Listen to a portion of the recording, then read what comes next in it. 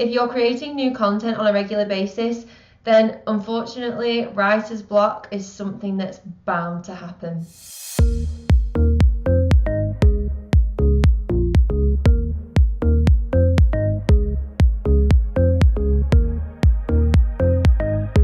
Welcome back to a BOHTV and welcome to another day in the Blogging Basics series. Today we're going to cover the letter I and we're going to talk all about ideas. I love coming up with new ideas. It's one of my favourites. I wanted to do a video on this because I feel like there's a lot of videos and articles out there on this topic that give you good starting steps, but they don't really show you how. Well, guess what?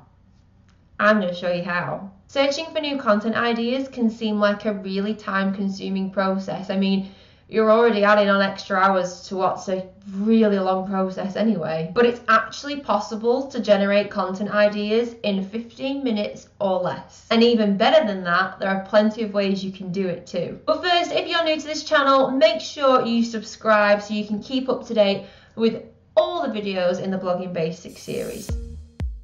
Option number 1 is the web. And I think I might have caught you out a little bit here because I don't actually mean the World Wide Web.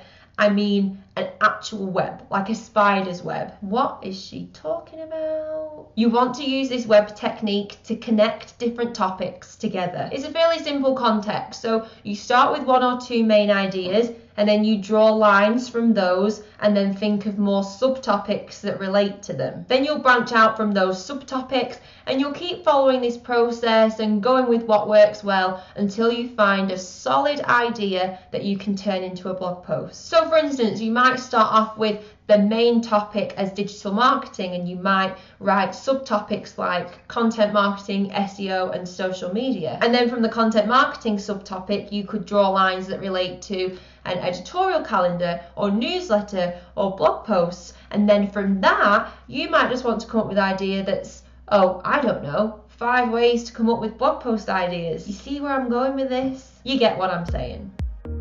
Option number 2 is to look at your competition.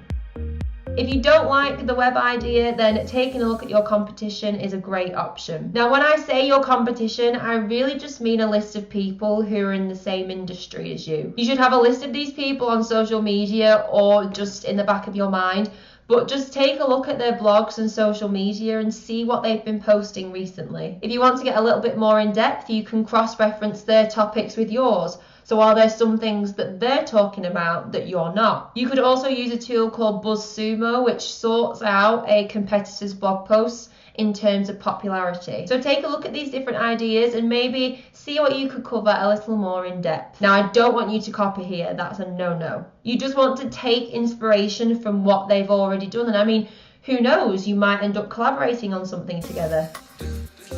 Option 3 is to update your own content. This will save you so much time and it'll save you the difficulty of coming up with new ideas. So go through your blog post archives and see what you can find. I wouldn't recommend that you just repost an old article, but there are quite a few things you can do here. You could update an old blog post and reschedule it. You could write a sequel if you only covered one part of a topic. You could add a new perspective or just check in with an old blog post that you wrote. So if you wrote a predictions post, did they come true? Option number 4 is to look at trending topics. If you have a go-to list of sources, then you can start making a list of ideas in less than a minute.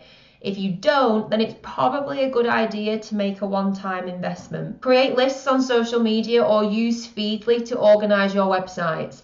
Any source that adds more value and inspiration to your content process. Then go through the topics and see what's trending, what's new. Does that give you an idea?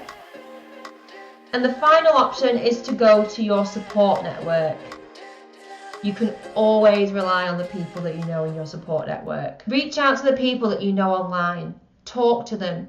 Join in with Twitter chats. This will give you a better perspective of what people are actually thinking about and talking about, which might be able to help you develop a potential idea. And if you have a decent enough audience, just ask them, what ideas do they have? What would they like to see you cover? You'll be surprised how many responses you get. Some of these ideas will work better for you than others. Some may not work at all. But if you go through each of these options for at least 15 minutes, you'll have at least one solid idea to work with. So which of these is your favorite? Which of these will you be trying first? Head to the comments and let me know if it sparked a new idea for you. And if you like this kind of thing, be sure to give it a thumbs up, and also make sure you join my free resource library, because there's loads of jam-packed resources in there similar to this that will help you boost your online presence. That's all for today, bloggers. Thank you so much for watching. I really appreciate it. Make sure you subscribe for more blogging basics so you can get one step closer to a breakthrough. You just bossed it.